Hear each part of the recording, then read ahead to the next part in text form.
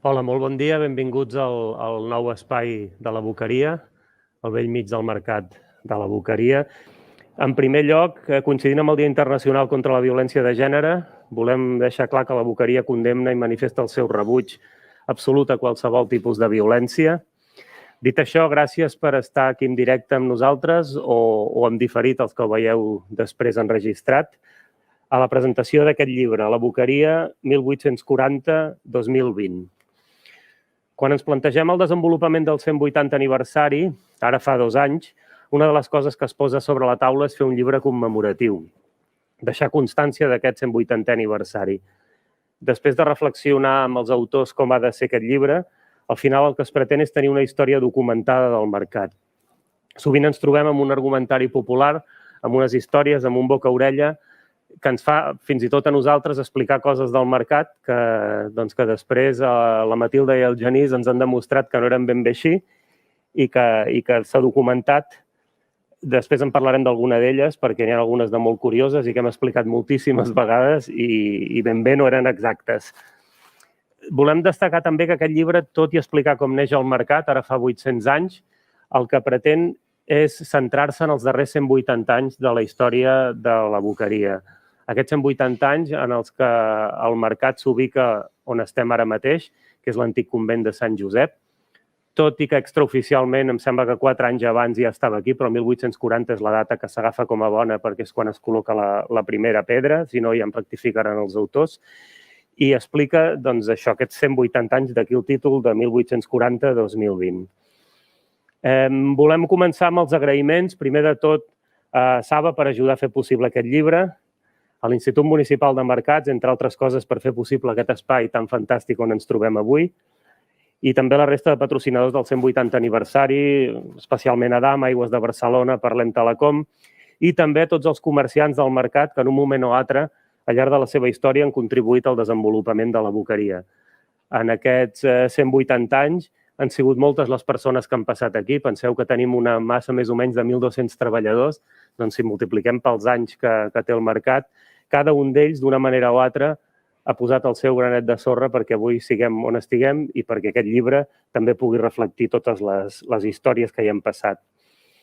Parlem dels autors. La Matilda Alsina és llicenciada en Història Medieval, tot i que la seva carrera professional ha anat més lligada al món de la comunicació. Ha treballat al diari Avui, a l'editorial La Galera i al Departament de Comunicació de Mercats de Barcelona. Actualment és responsable de comunicació de la Boqueria i juntament amb el Genís Arnàs, així fem el passi, ha escrit diversos llibres sobre la història dels mercats de la nostra ciutat. El Genís, vinculat al sector del comerç, està especialitzat en la gestió dels mercats, feina que combina també amb col·laboracions docents, com deien, coautor de diferents llibres amb la Matilda dels mercats de la nostra ciutat. Participa també en programes de cooperació internacional de desenvolupament comercial arreu i actualment és el cap del Departament de Mercats dels Mercats de Barcelona. Ho he dit bé. Ho has dit perfecte. Molt bé. Engeguem i jo crec que la primera pregunta és la pregunta del $1.000.000 que diuen, no? D'on ve el nom de la Boqueria? Una cosa, abans de començar amb això, jo volia afegir aquí 2 persones més que haurien pogut estar aquí, però per culpa de la Covid no hi han pogut estar, que són, per un cantó, la Mercè Claramunt, que ha estat la dissenyadora del llibre, que ha fet una feina que ens ha semblat excel·lent, i per l'altre cantó, el Toni Vicent, que és el que s'ha encarregat de fer les il·lustracions que obren cadascun dels capítols, que també, després de moltes tires de ronça, hem aconseguit que sortissin les il·lustracions molt boniques. Són tan autors del llibre com nosaltres i hauria estat bonic que haguéssim pogut estar aquí, però bueno, la situació ho ha impedit i ho volia recordar. Dit això, i aprofito també, ja que estem d'agraïments, per agrair també als arxius, al Fotogràfic de Barcelona, a l'Històric de la ciutat, al Contemporani de la ciutat i al Nacional de Catalunya per les facilitats que ens han donat a l'hora d'accedir a les imatges que veureu en el llibre. I ara sí, ja acabo el tema agraïments i passo al tema del nom del mercat. Sembla una cosa una mica absurda, però és una cosa que la gent té molta tendència a, quan no fixes el nom d'una cosa, a inventar. A inventar o a donar-li significats exòtics o bizarrs. Llavors, en el cas del nom de la Boqueria n'han sortit molts. Alguns són realment espectaculars, com el que diu que ve de badar, de baduqueria, perquè un comte català va anar a Almeria a fer una ràtzia de guerra, llavors quan va tornar es van portar les portes d'or de la ciutat i les va posar al davant del pla de la boqueria. Clar, la gent quan passava per allà, es quedava molt sorpresa i va davantant que d'aquí sortia el nom. No té res a veure amb tot això, és molt divertit i és molt bonic, però no té res a veure amb tot això, la realitat és més senzilla. La boqueria neix com una carnisseria al segle XIII. O sigui, la tenim documentada segur al segle XIII, a principis del segle XIII, en 1217, però és possible que ja existís abans. Neix com una carnisseria. És una carnisseria de carns de segona qualitat. Això vol dir que només hi poden vendre una sèrie de tipus de carns que són els que els metges d'aquell moment consideraven carns de segona qualitat, que són la carn de cabra, la carn de boc i la carn d'ovella. I a més també, especialment quan procedeixen de Tolosa de Llenguadoc o de Menorca, la carn de porc i la carn de truja. Llavors, neix com a carnisseria, està clarament fixada a un espai de la illa de Santa Maria del Pi, que amb un portal al carrer de la Boqueria, d'aquí li ve el nom, l'actual carrer de la Boqueria, i el que fa és com una mena de pol d'atracció per que els pagesos que viuen als voltants de la ciutat, o per exemple en el cas del Raval també, aprofitin que cada dia hi ha moviment en aquell espai per anar-s'hi col·locant i per vendre els seus productes. Llavors, d'una zona comercial molt específica, que és la carn, acaba convertint-se en un espai de mercat. Aquesta tasca de carnisseria li funciona pràcticament fins a que comença a traslladar-se cap a la Rambla. I primer està aquesta zona del carrer Boqueria i després va traslladant cap a la Rambla. I en el moment que ja es va movent per la Rambla, ja té l'estructura complexa de mercat amb botigues de parades de pollastre, parades de verdura, parades de fruita i fins i tot a finals del segle XVIII tenim documentada una peixateria que estaria col·locada a la zona davant de l'església de Betlem. En aquell moment ja és un mercat complex, ja és un mercat com l'entendríem nosaltres avui dia.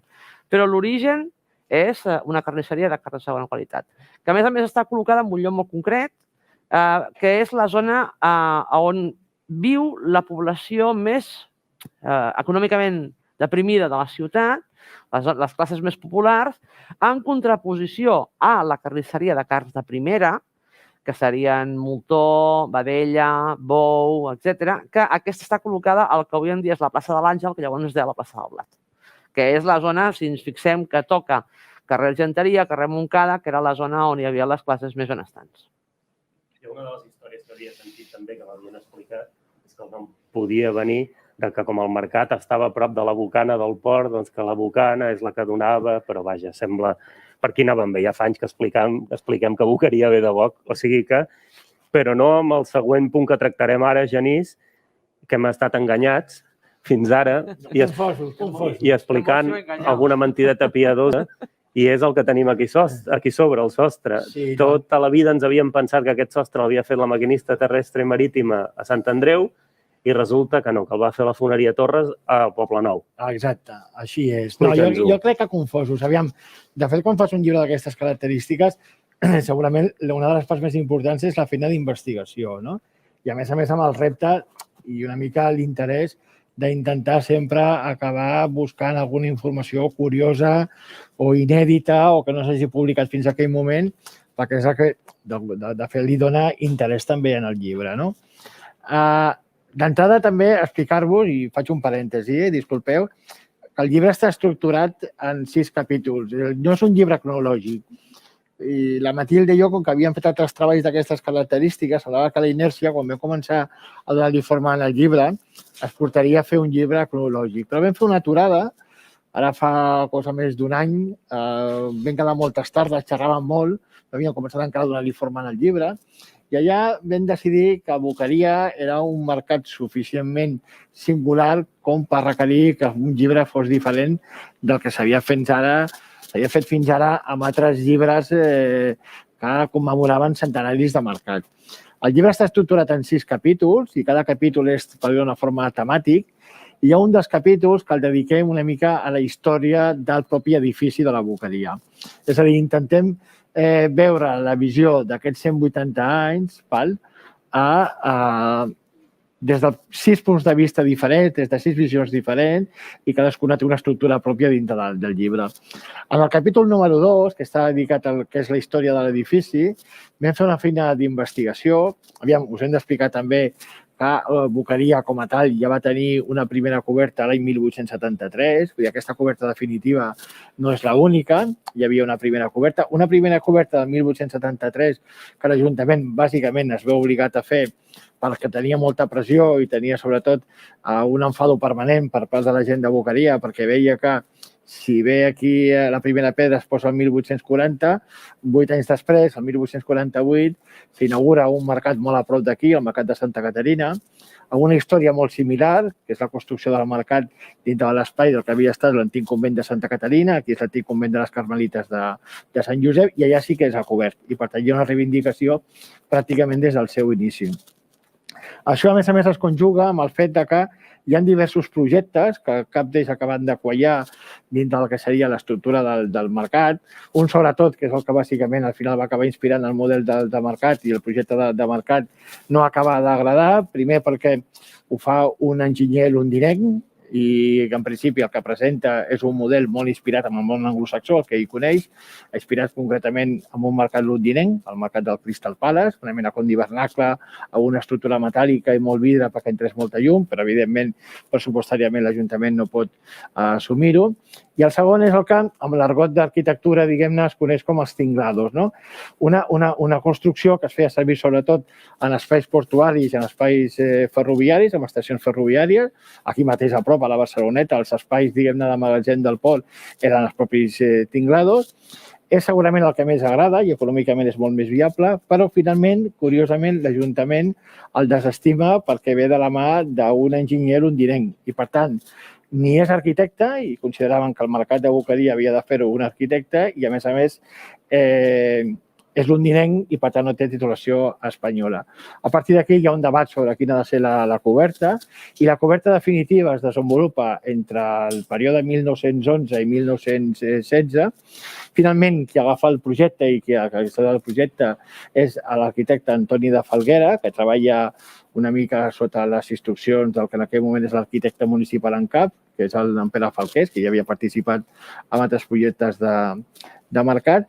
I la part més important, i aquí aprofito també per fer un agraïment públic al Ramon Graus. Ramon Graus és un arquitecte que coneixem personalment perquè ja havien coincidit en un projecte també sobre el mercat del Bor i és professor de la UPC.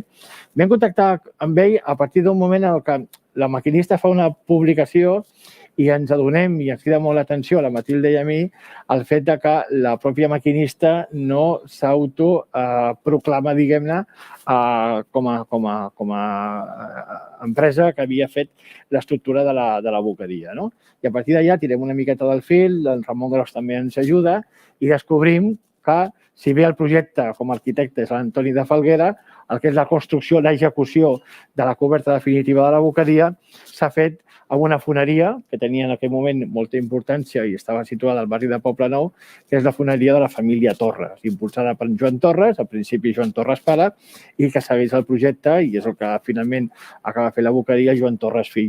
Una foneria que va tenir molta importància a la ciutat de Barcelona, que va fer diferents projectes, i un molt destacat, que també li va donar molta repercussió internacional, és que va fer la bastida per fer l'estàtua de Colom.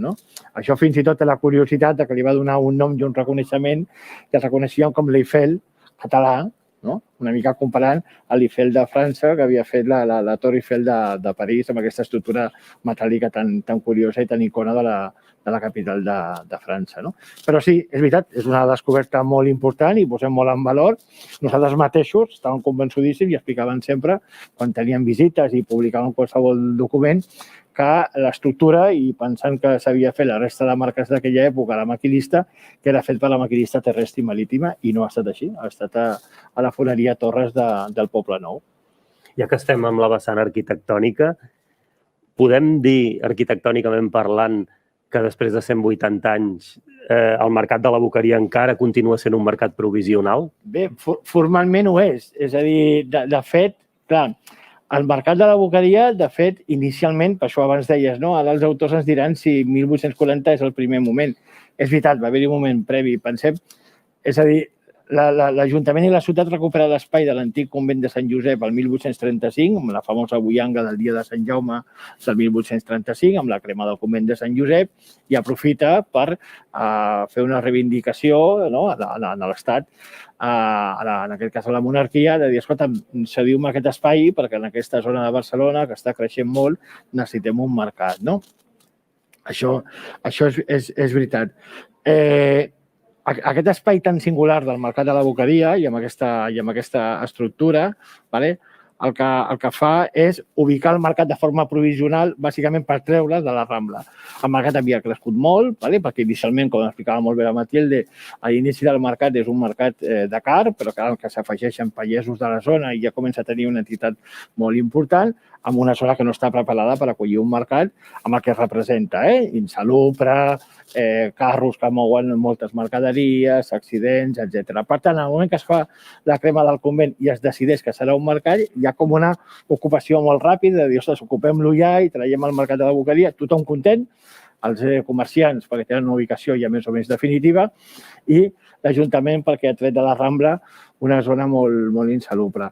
Però, en principi, havia de ser una zona, una cosa com molt provisional fins a buscar una ubicació definitiva. De fet, aquesta plaça està projectada per ser una plaça similar a la plaça Reial, és la plaça del Treball. De fet, és una plaça porticada i fins i tot quan algú havia de fer algun projecte estava condicionat perquè havia de respectar aquesta plaça amb la fase que estava. Doncs aquesta provisionalitat del moment s'ha mantingut fins a aquest moment. De fet, no hi ha com a tal, i en el llibre ho expliquem, és a dir, l'acte de la primera pedra del Mercat de la Boqueria, que és el dia de Sant Josep de 1840 com a tal, és l'únic acte d'inauguració que hi ha hagut al Mercat de la Boqueria, no hi ha hagut altre. I aquí s'ha mantingut fins al seu moment, fins a aquest moment. Evidentment, és un mercat estable, és un mercat administrativament reconegut per l'Ajuntament, amb les llicències oportunes, etc. Però sí que és veritat que aquesta provisionalitat com a tal no està mai reconeguda. Això també ha donat peu a que molts dels projectes urbanístics d'aquesta zona han d'alguna forma tingut la tentació de treure la Boqueria d'aquí de la Rambla, alguna cosa que ara segurament ens resultaria pràcticament inverossímil, però algun projecte fins als anys 80 fins i tot parlaven de poder moure la Boqueria, buscar una ubicació idònia per la Boqueria i recuperar aquest espai segurament per recuperar aquella plaça original que estava projectada inicialment aquí a la Boqueria com la plaça del Treball. Jo encara diria més, o sigui, és provisional, però és que també és provisional des del punt de vista arquitectònic, perquè a diferència de la resta de mercats de la ciutat, independentment de quan es va construir, a meitats del segle XIX, finals del XIX, començaments del XX, meitats del XX, la Boqueria segueix sent un tinglado, segueix sent una coberta amb una sèrie de columnes que l'aguanten. No té parets, no té portes, no té cap mena d'estructura que tanqui el recinte com si tenen la resta de mercats. I que això també mostra, ni que sigui de manera més subtil, el seu caràcter de provisionalitat. O sigui, és un mercat que és singular des de l'origen, perquè tot i ser el mercat que en moments puntuals i concrets per haver absorbit tota la feina de mercat a l'engròs de fruita i verdura va ser un dels més grans de Barcelona, un dels que va moure més quantitat de producte i més quantitat d'elements comercials amunt i avall, està ubicat en una zona física, en una ubicació que és qüestionable i està envoltat, cobert per una estructura que és la més senzilla, la més bàsica i la més primària de les estructures que tenen els mercats barcelonins. Si el compares amb mercats tan sofisticats com Sants, per exemple, o mercats del moment del ferro, com poden ser la Concepció o el mateix Sant Antoni, que tenim aquí a prop. Llavors, en aquest sentit, això també reforça aquesta sensació constant de provisionalitat. El que sí que sembla contrastat i documentat, que també ho hem explicat de fa molts anys, és que els fets de la bullanga de Sant Jaume del 35 sí que es van iniciar a la corrida de toros de la plaça del Torín. Això sí que... Això ens agermana una miqueta amb el barri de la Barceloneta, que diu l'origen de tal, com a tal és veritat. Era un moment també molt convuls políticament, en el que hi havia un estat segurament de molta tensió per part de les diferents opcions polítiques, sindicals, reivindicacions dels treballadors, etc. I el que va donar peu finalment a la crema del convent és veritat, és una cursa de braus aquí a la plaça del Torín, una plaça de Safrescuda aquí al barri de la Barceloneta, aquí aquest barri veí, que de fet la gent es va sentir una mica enganyada perquè el cartell era com molt bo i no va estar com a tal i a partir d'allà va haver-hi un tumult, que es coneix com un tumult, que va pujar per la Rambla i al final va quedar aquí davant del convent de Sant Josep i va cremar el convent, no? Hem d'explicar una cosa també molt interessant i que, de fet, una de les primeres fotografies o imatges que té el llibre també és ubicar l'origen del mercat a la Rambla amb la muralla. És a dir, tant el 1835, quan es fa la crema del convent, com el 1840, quan es fa la posada d'aquesta primera pedra, encara es manté la muralla medieval que creua la Rambla pràcticament de nord a sud, de banda a banda. I, per tant, fins i tot les ressenyes d'articles de l'època parlen que la gent el que veia era la columna de fum a l'altra banda de la muralla, que no sabia ben bé què passava i, per tant, hi havia molta curiositat. I el mercat, de fet, comença a funcionar, es posa aquesta primera pedra, amb la muralla encara estant a la Rambla i, per tant, era un mercat dintre de la muralla. És una dada molt curiosa. Hem de dir també, perquè la gent estigui tranquil·la, la gent que ens estigui veient, que el 1835 el convent ja estava desamortitzat i estava completament buit. Vull dir, no quedaven monjos, no va fer una crema de monjos, sinó només de l'espai. Va ser una mica traumàtic el moment que hi va haver la Bullanga, perquè hi ha testimonis que diuen que van haver de fugir per les parets del darrere de l'hort i van anar a parar a la zona del Raval i en alguns casos, sobretot els de Sant Agustí també. En alguns casos els van acollir en cases particulars i coses per l'estil, però això forma part del que és el clima de Bullanga. O sigui, quan hi ha un aldarull, quan hi ha coses d'aquestes, i n'hem viscut uns quants també aquests últims anys, ja sabem què passa. Però sí, un cop es va... O sigui, de fet, els venedors, els comerciants del mercat que estava a la Rambla en aquell moment, no es van instal·lar aquí fins que això era un solar i ja estava tot arrasat. O sigui, ja no quedava res del convent, només quedava el nom i ja està. No és allò de dir... Així com, per exemple, el 1802, quan es va retirar la gent de la Rambla, els venedors de la Rambla, perquè venia el rei, Carles IV, i llavors aquestes excuses es van treure i es van posar dintre del claustre dels carmelites, que estava més amunt, una miqueta més amunt d'aquí. Llavors, sí, l'estructura del convent hi era, l'edifici hi era, l'únic que van fer va ser agafar tota la gent i ficar-los allà dintre aquells dies a vendre, i venien allà al que és el claustre. Però en aquest cas d'aquí no, en aquest cas d'aquí, quan ja es van instal·lar, ni que fos provisionalment, el solar ja estava arrasat, ja estava tot. De fet, perquè a més la intenció era construir la plaça. O sigui, mentre s'anava aixecant la plaça, les porxades que tenim al voltant i els edificis que l'havien de tancar, d'alguna manera, l'Ajuntament feia dues feines. Per una banda, tot el procés d'expropiacions dels particulars, no només del convent, sinó dels particulars que tocaven al voltant, i per altra banda, intentar endreçar puntualment aquest mercat, però en el moment en què els van col·locar aquí, jo tinc la sensació que ells no tenien la voluntat de deixar-los aquí, sinó traslladar-los a un altre lloc. El Raval en aquell moment tenia molts espais també per poder col·locar un mercat tan gran com aquest. Sí que és cert que el costum hi fa molt.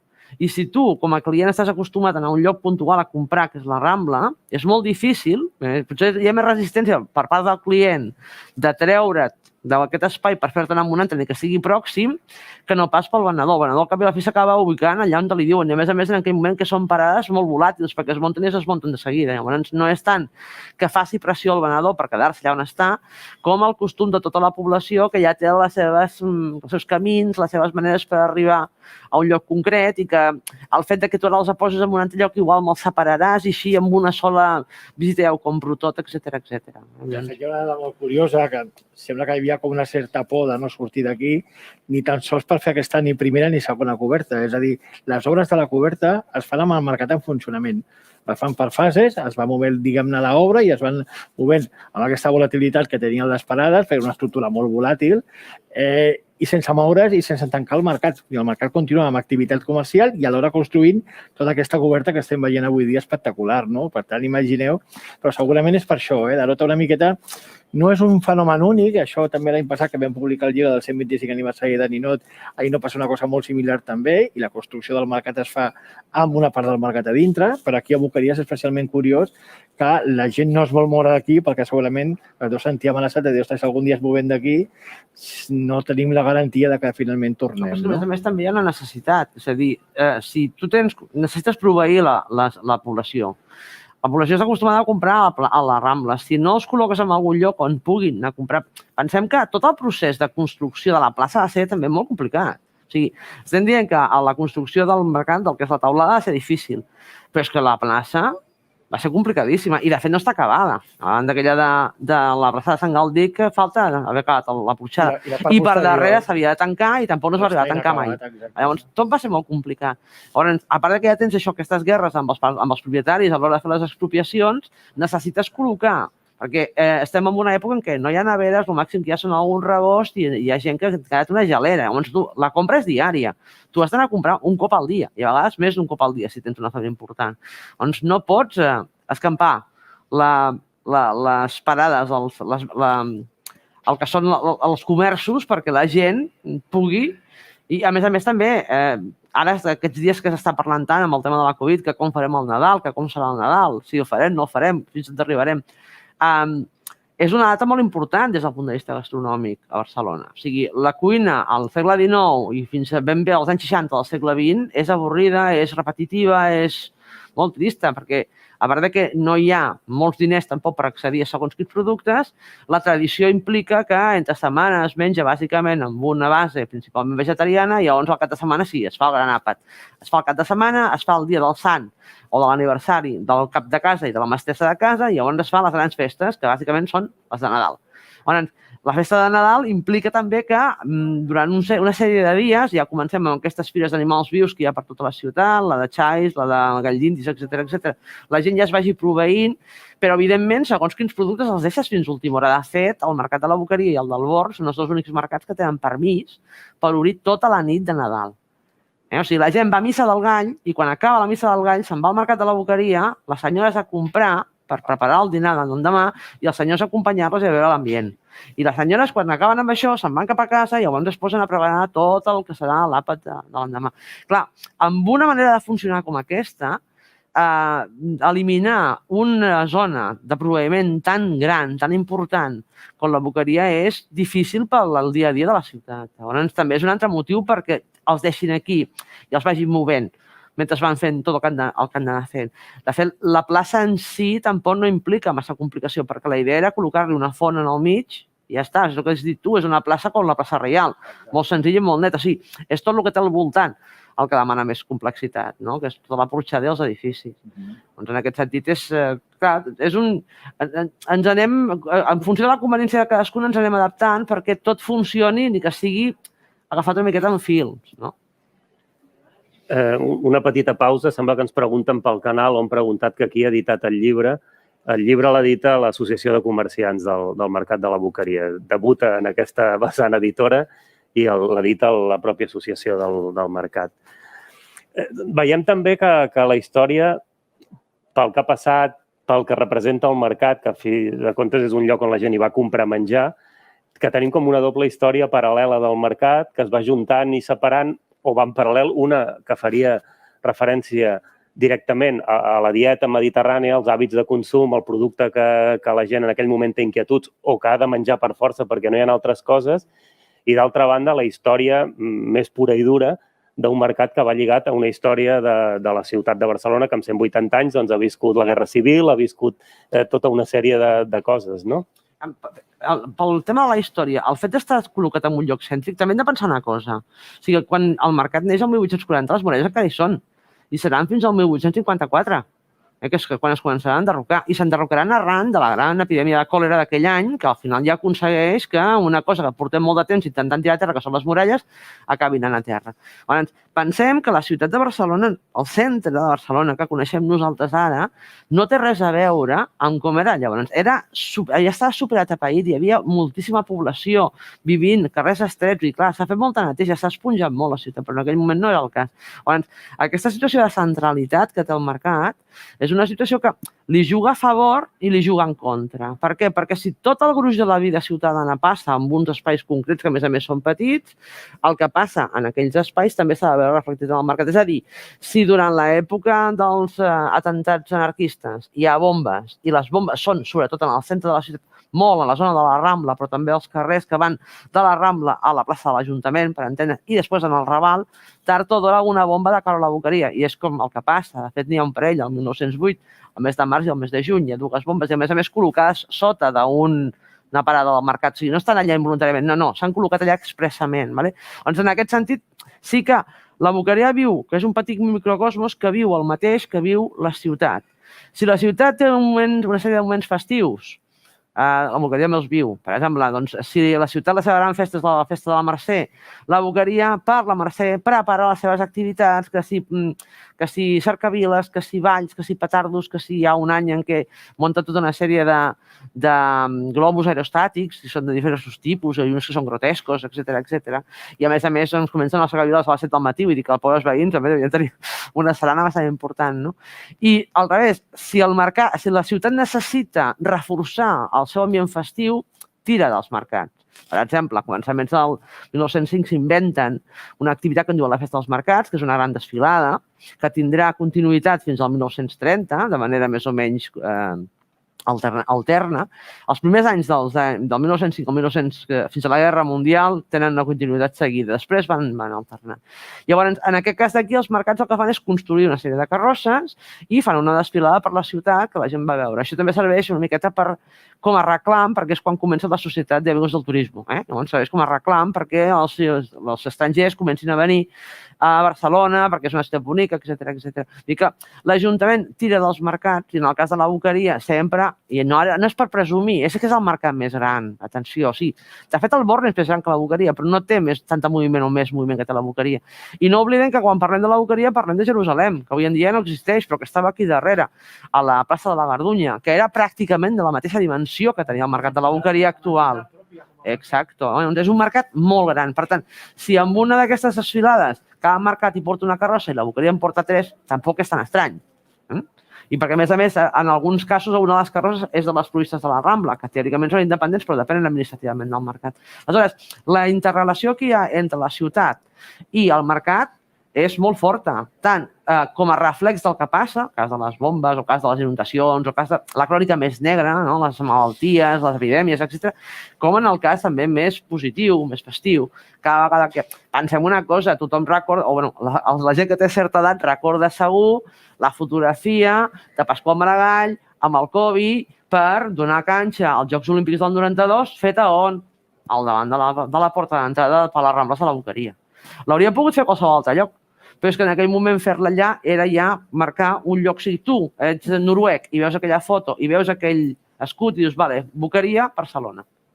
Lligat amb això que has introduït de la creació del Born, crec que el 1921, i que pretén que sigui el mercat majorista de fruita i verdura de la ciutat, també em sorprèn llegint el llibre que tot i la creació del Born, com deies, el mercat que hi havia, el que ara seria la plaça de la Gardunya, continua tenint el paper de mercat majorista de la ciutat, no? Passa que, clar, és que el tema dels mercats majoristes és molt complicat, també, perquè ara, avui dia, tots estem acostumats a Mercabarna, i Mercabarna és com una gran mole on hi és tot. Hi ha la fruita, hi ha la verdura, hi ha la carn, hi ha l'aviram, hi ha el peix, hi és tot, exceptuant la flor, que està a prop, per entendre'n. En aquells moments hi ha una sèrie de mercats que funcionen com a mercats majoristes, però en funció de la categoria alimentària. És a dir, tenim el mercat de la llet, que va per un cantó. Tenim el mercat de l'aviram, que va per un altre, que en principi pensem que l'aviram s'acostuma a vendre viu. Avui en dia no ho podem fer, que el mercat està prohibidíssim portar bèsties vives. Però fins fa 4 dies les bèsties venien vives. Aviram i moltó, vedelles, etc., no, les vedelles arriben vives, però ja no a l'escorxador, però la resta sí. De fet, tothom ha vist aquelles fotografies de la Rambla Catalunya amb els ramats de xais per anar a la fira aquesta de Sant Tomàs, per exemple. Llavors, s'acostumen a vendre vives. I en aquest sentit, a veure, és que tot és molt complex. No sabria com sense fotre un rotllo, per entendre'ns, la relació que hi ha entre el que el mercat fa de manera com a costum. T'acabes acostumant a vendre l'engròs aquí, per què? Perquè els mateixos productors venen cap aquí. No està fixat, no està regulat des del punt de vista administratiu. L'Ajuntament no ho vol. I no tant l'Ajuntament, és més la Diputació qui està en contra d'això. L'Ajuntament i la Diputació volen un edifici en condicions, amb els extras sanitaris que toquen, etc., per poder fer aquest tipus de venda a l'engròs. Tenen el mercat del Born, que neix com un mercat minorista, però com que no arrenca, no acaba de funcionar, no triomfa, és quan es decideix passar-lo a fer-lo majorista. I també té l'avantatge que té al costat l'estació del Nord, l'estació de França, que això facilita el transport. Però costa, perquè encara en aquell moment hi ha aquesta tradició, aquesta inèrcia d'anar a comprar i d'anar a vendre a llocs concrets. Finalment s'acabarà imposant i finalment es traslladarà. I de fet es fa també a través dels tallats forçosos que es van fent als anys 40, 50, 60, sobretot principalment són la gent que està a la Gardunya i la gent que està als porxos. els que van marxant, a mesura que van liquidant les llicències, llavors al anar-lo retirant d'aquí sí que representa que el Born acaba tenint aquesta ja solera de mercat majorista. Però hi ha un moment en què conviuen els dos i conviuen perfectament des del seu punt de vista. Malament des del punt de vista de les administracions. Les administracions això no ho volen. De fet, Boqueria i el Born, si analitzem, viuen processos inversos. És a dir, com deia la Matilde, el mercat del Born s'inaugura en 1876 com un mercat detallista, un mercat minorista, que mai acaba de funcionar i, sobretot, per un tema molt obvi, la proximitat de tres mercats molt potents com són el mercat de Santa Caterina, el propi mercat de la Boqueria o el mercat de la Barceloneta. I al final l'Ajuntament decideix que el 1921 sigui el mercat majorista de referència de la ciutat. És a dir, hi ha un trasbassament d'un mercat inicialment minorista a un mercat finalment majorista, que és quan veritablement té èxit regular i separar les activitats minorista i majorista. El mercat de la Boqueria és a l'inrevés. Tot i que és veritat que no s'inicia com un mercat majorista, però hi ha molta presència d'activitat majorista i s'acaba convertint en un mercat exclusivament minorista. I, per tant, són processos inversos i, al final, cadascú juga un paper diferent i es regula. Va haver-hi també molta protesta per part dels sindicats agraris, els sindicats de pagesos, que es queixaven, sobretot, una mica la intermediació que es feia amb el tema de producte que venia directament del productor i si finalment el productor acabava cobrant o no el que li tocava cobrar i, per tant, hi ha molta pressió per l'Ajuntament de Barcelona perquè d'alguna forma acabi regulant i troba que la millor ubicació és provar al final amb un èxit rotund que el mercat del Born s'acabi convertint en un mercat majorista de referència que després dona pas a l'any 73 el traspàs cap al mercat de Mercabarna, mercat o centre logístic de Mercabarna. És que, a més, aquí també sempre hi ha com una lluita de models, perquè tant en el cas del mercat per se com en el cas del mercat majorista, hi ha dos models. El model que pretén que estiguin cèntrics a la ciutat i que estiguin localitzats a prop de zones de distribució de transport efectives, i el model que no, el model que el vol treure de la ciutat. Per què? Perquè els mercats, independentment de si són majoristes o minoristes, generen soroll, generen molèsties, generen dificultats amb el veïnat. Llavors, durant un temps, també hi ha aquesta pugna entre els dos models i al final, com que sempre són decisions polítiques, s'acaben posant un o l'altre, no potser perquè sigui més pràctic aquest model que aquell, sinó simplement perquè qui ha decidit tirar-ho endavant ha estat el que tenia una ideologia política més afí a aquest model o a aquest altre d'aquí. Una altra cosa que m'ha sorprès molt llegint el llibre és que amb els moments que ha viscut la ciutat en aquests 180 anys, com a mostra la foto de la portada, on es veu la Guàrdia Civil amb tricorni i cavall, no sé si es veurà des de les càmeres, però és una foto representativa, il·lustrativa, i que amb 180 anys, malgrat guerra civil, guerra mundial, pandèmies, la grip espanyola, tot plegat, el mercat, a banda dels dies festius, només ha tancat un dia, i un dia que hem viscut tots. Curiós, no? Si més no. Sí. De fet, és curiós perquè, clar, estem parlant d'un mercat que està fent en aquest moment 180 anys. Això vol dir que ha viscut 2 canvis de segle, ha viscut no sé quants canvis de règim polític i ha viscut guerres, pugnes, altercats, etc. I, per tant, imagineu les vivències del mercat de la Boqueria. Doncs nosaltres, de la documentació que hem remenat, i que no és poca, que hem remenat molta documentació i hemeroteca de l'època, el que hem pogut constatar és que el mercat ha obert cada dia, només ha tancat un dia, fins i tot en un moment molt complicat, que és el moment de postguerra, segurament el moment recent més complicat, perquè després de que les tropes franquistes es fan amb l'Ajuntament de Barcelona, ve una època molt complicada per tothom, per la pròpia ciutat, pels mercats i per mercat de la Boqueria en particular també. Hi ha escassedat d'alimentació, hi ha cartilla de racionament, hi ha fixació de preus, hi ha poc producte, i el producte arriba més aviat a través del mercat negre d'Estraperlo que no per al mercat allò obert i en què la gent pugui consumir. I tot i així, en aquesta època tan difícil, el mercat continua donant servei cada dia i, per tant, el mercat té aquesta vocació de servei públic, aquesta vocació de servei a la ciutat i el mercat obre cada dia. L'únic dia que el mercat ha tancat, i ha tancat de forma forçada i forçosa perquè no li va quedar un altre, va ser el dia 18 d'agost de 2017. Recordem que el dia 17 d'agost són els famosos atemptats d'aquí de la Rambla, del que ara en aquest moment justament s'està fent el judici a Madrid, a l'Audiència Nacional, i el dia 18 d'agost les forces de seguretat van pràcticament obligar que no hi hagués activitat a la Rambla, a més que els comerciants no van poder proveir-se, no van poder anar a Mercabarna a comprar i el mercat es va haver abocat a tancar. Doncs el 18 d'agost de 2017 és l'únic dia que a nosaltres ens consta que el mercat ha tancat i no ha pogut donar el servei que ve durant 180 anys. Això per una banda. Per altra banda, també hem de pensar que la boqueria, inicialment, quan la boqueria es posa en marxa, entre finals del 19 i principis del 20, segurament està a la zona comercialment més activa de la ciutat. A més, és la zona on comença a ubicar-se un nou fenomen comercial, que és el fenomen del gran magatzem.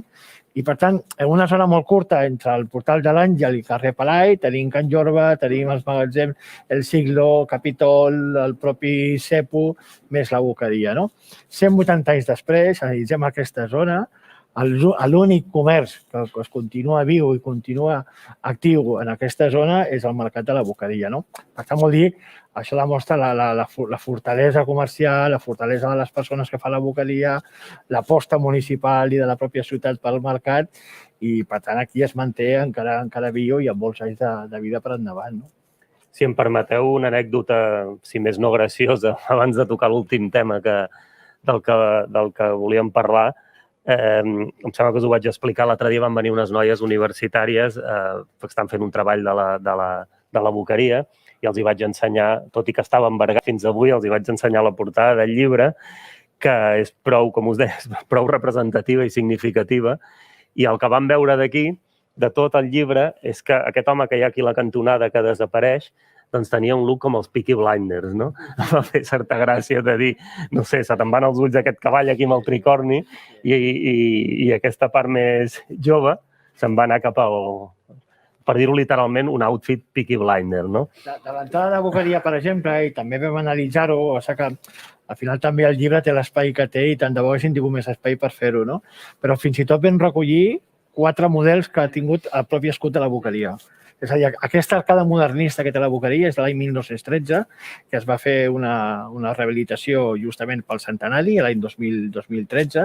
Doncs aquest escut, que des de llavors dona entrada i la benvinguda a la gent que entra per l'entrada principal de Rambla, l'hem vist amb el nom de Sant José, amb el nom de Boqueria i Sant José, Sant Josep, només la boqueria. Vull dir, com a mínim, a través de fotografies i imatges, hem vist 4 models diferents de l'escut, no? I això ho veig segurament a diferents èpoques. Però és veritat que fins i tot, curiosament, en època de la democràcia recent, a partir de l'any 1975, es va com recuperar el nom de la boqueria, que quedava una mica amagat. Pel 150 aniversari del 1986, exacte, celebra el 150 aniversari de la boqueria. Sant José ja és la boqueria. Sant José ja és la boqueria, una mica el lema que va utilitzar la boqueria. Però també hem de tenir en compte per què. O sigui, a veure, clar, si a nivell oficial, quan es van construir els mercats del segle XIX, se'ls va donar el nom de l'espai, exceptuant el d'Isabel II, que hauria estat Santa Caterina, que aquí va ser al revés. Oficialment era Isabel II, però la gent li veia popularment Santa Caterina perquè és una entidad del convent. En aquest cas se'ls va donar els noms dels espais on estaven ubicats. La Concepció es diu la Concepció, que està al costat de la Concepció. Sant Josep es diu Sant Josep perquè estava en l'antic espai del convent de Sant Josep, etc. Després vam tenir tota la Guerra Civil i l'època franquista, a part que es caracteritzava per un nivell bastant important de religiositat impostada, en el fons, clar, entre un nom vulgar, com la boqueria, i un nom, se fa senyor, com Sant José, ells preferien Sant José. De fet, ells van intentar, durant tota l'època franquista, retirar la boqueria, deslligar la boqueria de Sant José. No, Sant José és un mercat, com Déu mana, la boqueria és, un mercat de Calaf, allò al mig del carrer. I el que va fer el 150 aniversari va ser tornar a recuperar la unió dels dos i per això, aquest titular que deia, ens va quedar a l'avantguàrdia, que deia Sant José ja és la boqueria. Llavors, en aquell moment ja es posaven els dos, Sant Josep i la boqueria. Popularment la gent el va conèixer com la boqueria, igualment. O sigui, difícilment, i fins i tot si poses a fer investigació i remenes dintre de les hemeroteques, et surt molt més com a boqueria que no com Sant José. En tot cas, et surt com a Sant José quan fan referència a una reunió al plenari o de la Comissió d'Hisenda, etc. Però quan es parla normalment o quan fa referència a coses que han passat, no? Jo què sé, assassinats, també hi ha hagut algun assassinat aquí, sobretot va ser un assassinat, justament avui que és el dia aquest de la violència de gènere, d'un venedor, o sigui, una venedora que va ser morta a mans del seu marit. Llavors es parla de la boqueria. la Boqueria té aquesta dimensió popular, la gent la coneix, com la gent al carrer, és igual que visquis al Passeig de Gràcia amb un principal, com que visquis aquí darrere al carrer de les Cabres amb una planta baixa. I en canvi Sant José vol ser el nom així, més de vestir, més de... que arregla més. Fins i tot amb això és singular al mercat, no? Perquè és el mercat masculí i és la Boqueria en femení, no? I, per tant, això no es dona, sovint no és així, no? Bueno, però també sovint aquí és la plaça, no? Anàvem a la plaça, que és femenina. Sí, per suposat, clar, evidentment.